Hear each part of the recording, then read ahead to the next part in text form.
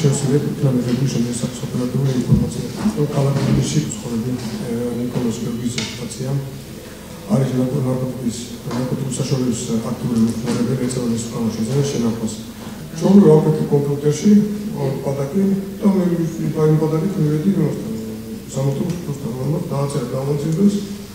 Gamozuyuz ama testa da isu gamozuyuz da bu smogenit gavike da karbonit konspiratsiya. მე მაინტერესებს განსხვავებით თორეს მონოგრაფია, როდესაც ჩემი სტატუს აღწერა მიმდინარეობდა.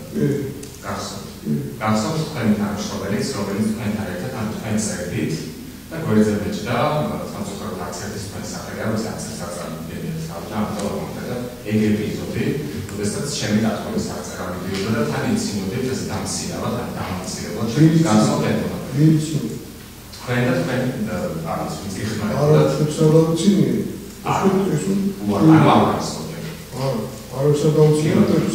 მაშინ როდესაც დაბრა ეპიზოდი ნარკოლოგიური შემოწმების გასაგები ეპიზოდი. რომლის ფუნქციების მომაწოდეთ? მე მოგაწოდე? ვინც იყავით?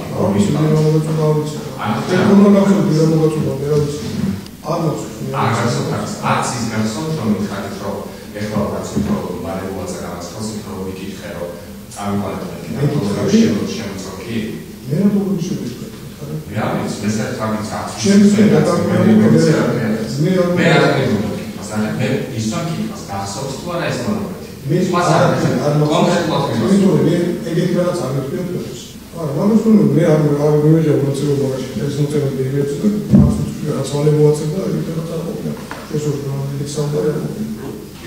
მე ხანგრძლივი რაღაცა აგასწორეთ სამი ადამიანის გამოძიებულთან თქვენ ახლა გასულოთ, მაგრამ აგასწორეთ როგორ ჩანს და გასაგებია პასუხი გასაგებია.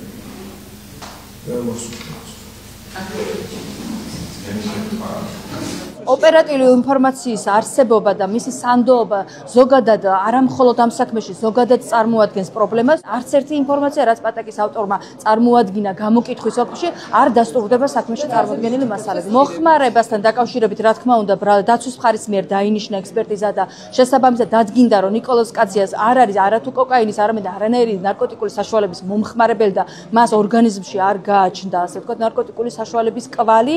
ამასთან ერთად პატაკში მითითებული არის, რომ ნარკოტიკულ საშუალებას თვითონაც და ის სახლშიც ინახავდა, თუმცა საქმეში წარმოდგენილი არ არის არც ერთი მასალა, რომელიც ამას დაადასტურებდა.